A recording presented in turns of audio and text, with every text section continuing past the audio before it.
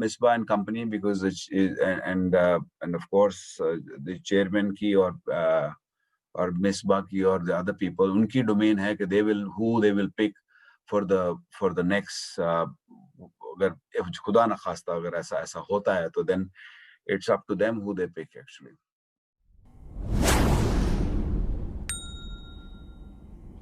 अस्सलाम वालेकुम, नमस्ते, सत श्री अकाल। कैसे हैं आप सब? उम्मीद है बिल्कुल खैरियत से होंगे, लेकिन पाकिस्तानी टीम में सब खैरियत नहीं है। 3 खिलाड़ी जो है इंजरी का शिकार हो गए और 2 तो शिकार हुए हैं जनाब पुल शॉट खेलते हुए।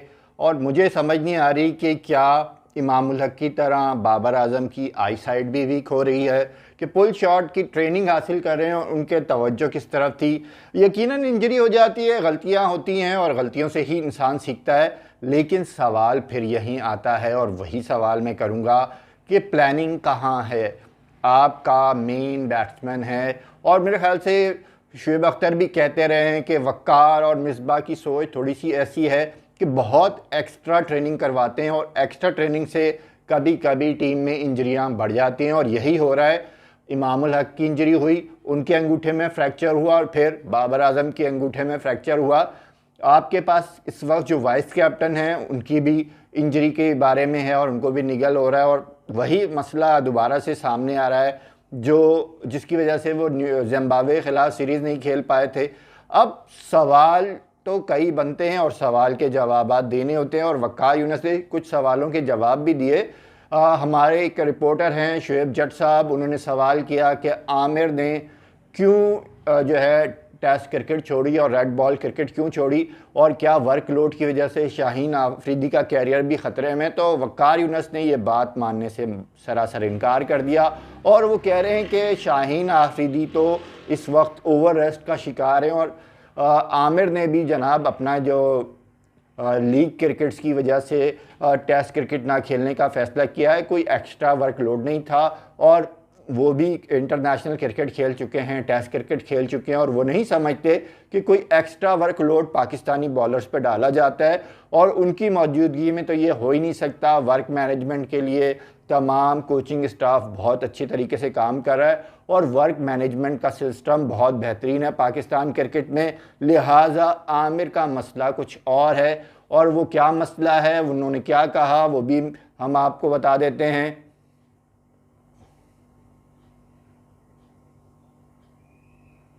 फर्स्ट ऑफ ऑल आमिर मेरा नहीं ख्याल कि कोई वर्कलोड की वजह से वो बाहर हुए हैं या वो जो आपने कहा कि शायद क्रिकेट छोड़ गए हैं, मेरा नहीं ख्याल। अभी मैंने उनको देख रहा था कि वो किसी लीग में खेल रहे थे।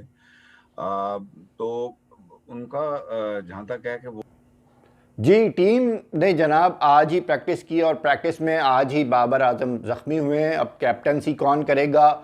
शादाब खान फिट नहीं है और ज़्यादा चांसेस यही हैं कि शायद वो पहला T20 ना खेलें और हो सकता है पूरी T20 सीरीज़ में दस्तयाब ना हो।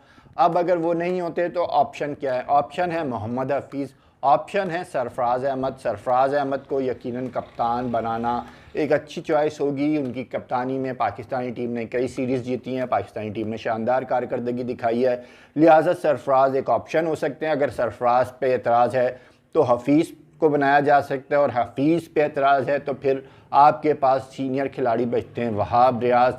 3 चॉइस हैं, वहाब रियाज पेशावर ज़ल्मी की कप्तानी कर रहे हैं, मोहम्मद हफीज़ वर्ल्ड T20 में आपके T20 कप्तान रह चुके हैं और सरफराज की वजह से पाकिस्तान T20 में नंबर 1 रैंकिंग पे गया था। लिहाजा ऑप्शन यही मौजूद हैं। अगर शादाब भी मौजूद नहीं होते तो फिर यकीनन इन तीनों में से किसी एक को कप्तान बनाया जाएगा और देखना पड़ेगा कि कौन कप्तानी करता है। मेरी ज़ाती राय में Sarfaraz is the best choice, लेकिन टीम मैनेजमेंट ने फ़ैसला करना है, चेयरमैन ने फ़ैसला करना है, वसीम खान साहब ने फ़ैसला करना है कि कौन टीम की क़यादत करेगा और इसी पे बात होगी। लेकिन इस वक्त पाकिस्तानी टीम यकीनन मुश्किलात का शिकार है। न्यूजीलैंड की भी कल खबर आई थी, केन विलियमसन नहीं होंगे, टिम साउथी नहीं होंगे, ट्रेंट बोल्ट नहीं होंगे और कई खिलाड़ी न्यूजीलैंड के भी दस्तयाब नहीं हैं, फर्गूसन नहीं है। लेकिन ओवरऑल देखा जाए तो दोनों टीमें इस वक्त कोविड के वजह से काफ़ी परेशानी का शिकार हैं और पाकिस्तान के कोविड की वजह से प्रैक्टिस नहीं हो सकी और न्यूजीलैंड की टीम को कई इंजरीज़ का सामना है। इसके साथ साथ उनके कोई पर्सनल इश्यूज़ हैं। ये सब कुछ देखते हुए दोनों टीमों को इंटरनेशनल क्रिकेट के हिसाब से काफ़ी मसाइल का सामना है। लेकिन यहाँ पे एक बात जो कंट्रोवर्सी बन के तेज़ी से सामने आ रही है और इस वक्त पाकिस्तानी मीडिया में छाई हुई है, और वो कंट्रोवर्सी है जनाब आमिर और वक़ार की। शोएब जट की ही ट्वीट पे जब शोएब जट ने ट्वीट करके पूछा आमिर से, तो आमिर ने कहा कि जनाब जिसका जवाब तो वक़ार ही देंगे, उन्होंने यकीनन वर्कलोड की वजह से रेड बॉल क्रिकेट छोड़ी थी, लेकिन वक़ार जवाब देंगे कि क्यों उन्होंने ऐसी बात की। और यकीनन ये बात बोर्ड को भी उनसे पूछनी चाहिए वक़ार से कि वो एक खिलाड़ी की ज़ाती राय पे किस तरह से राय दे सकते हैं।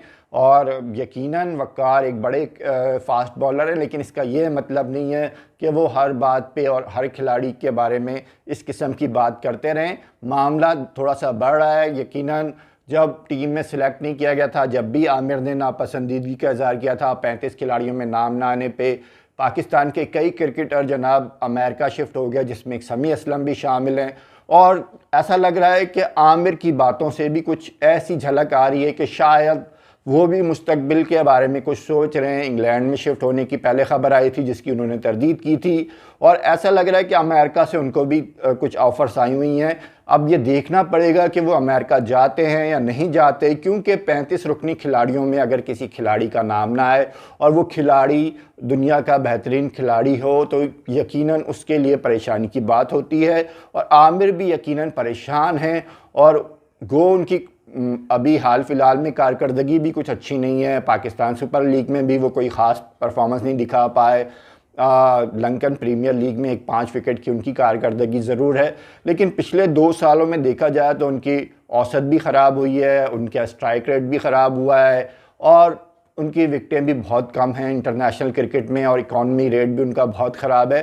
तो ओवरऑल देखा जाए तो आमिर के लिए भी मसला है, और इंटरनेशनल क्रिकेट में सरवाइव करने के लिए उन्हें एक्स्ट्रा एफर्ट करनी पड़ेगी, एक्स्ट्रा मेहनत करनी पड़ेगी। सिर्फ बातों से बात नहीं बनेगी, परफॉर्मेंस से उन्हें साबित करना पड़ेगा कि वो पाकिस्तानी टीम के लिए क्यों ज़रूरी है, उनको पाकिस्तानी टीम में क्यों होना चाहिए। लेकिन यकीनन वक़ार और फास्ट बॉलर और सीनियर फास्ट बॉलर का तनाज़ा कुछ नया नहीं है। शुएब अख्तर और वक़ार के भी तनाज़े रहे, वहाब रियाज और वक़ार यूनुस का भी तनाज़ा हुआ। लिहाजा वक़ार यूनुस की जो स्ट्रेटजी है, जो नौजवान बॉलर्स लाने का उनका फ़ैसला होता है, जो जिस पे वो स्टिक होते हैं, और वो हमेशा नौजवान फास्ट बॉलर्स पे तवज्जो देते हैं। लेकिन मसला यही है कि नसीम शाह की भी फ़िटनेस के बारे में कुछ अच्छी रिपोर्ट्स नहीं हैं, और मोहम्मद हसनैन के बारे में भी कुछ ख़ास ये नहीं है कि वो 100% फ़िट हैं। तो अब ऐसे में पाकिस्तानी टीम किस पेस अटैक के साथ खेलेगी, पाकिस्तानी टीम के पास क्या ऑप्शन हैं, ये सारा देखना पड़ेगा। और 14 दिन के क्वारंटाइन के बाद पाकिस्तानी टीम की इस तरह की इंजरीज़ का मामला आना, जबकि खिलाड़ियों ने यकीनन क्वारंटाइन में अपने कमरों में रेस्ट ही किया होगा, और जब रेस्ट करने के बाद भी इस किस्म की इंजरीज़ आती हैं, और आम तौर पे आ भी जाती हैं, क्योंकि जब आप ओवर रेस्ट कर लेते हैं तो आपकी बॉडी स्ट्रेच हो जाती है और उसका नुकसान होता है, निगल्स आ जाते हैं, और आपकी बॉडी फौरी तौर पर इतने टफ नहीं होती। तो मेरे ख्याल से वार्म अप पे भी तवज्जो देनी चाहिए थी, जो मेरे ख्याल से नहीं दी गई, और यही वजह है कि इंजरीज आ रही हैं। गो अंगूठा टूटना तो इसमें तो कोई मसला नहीं है, लेकिन निगल्स आना, खिलाड़ियों को हैमस्ट्रिंग होना, ग्रोइन इंजरी का शिकार होना, ये यकीनन प्रॉब्लम की बात है। और ये देखना पड़ेगा कि सिलेक्टर्स ने और फिटनेस के मामले में। और एक और बात जो आकिब जावेद ने कुछ अरसे पहले शाहीन शाह अफरीदी के बारे में कही थी कि आई साइड मेरे ख्याल से इतनी तवज्जो नहीं दी जाती, और मेरे ख्याल से आई साइड्स पे भी ज़्यादा तवज्जो देनी चाहिए कि क्या बैट्समैन की आई साइड सही है, क्या उसे सही नज़र आ रहा है, क्या वो बॉल्स को सही से देख पा रहा है, अव्वल क्या वो बॉलर्स के एक्शन पे ज़्यादा तवज्जो देता है, उसकी आई साइड अच्छी है या नहीं है। इन पे तवज्जो देने की ज़रूरत है, और अशद ज़रूरत है, क्योंकि मेरे ख्याल से पाकिस्तानी क्रिकेट टीम में और पाकिस्तानी फ़िटनेस के मामले में आई साइड को यकीनन मेरे ख्याल से किसी न किसी हद तक नज़रअंदाज किया जा रहा है, और इस पर भी अब तवज्जो देने की ज़रूरत है।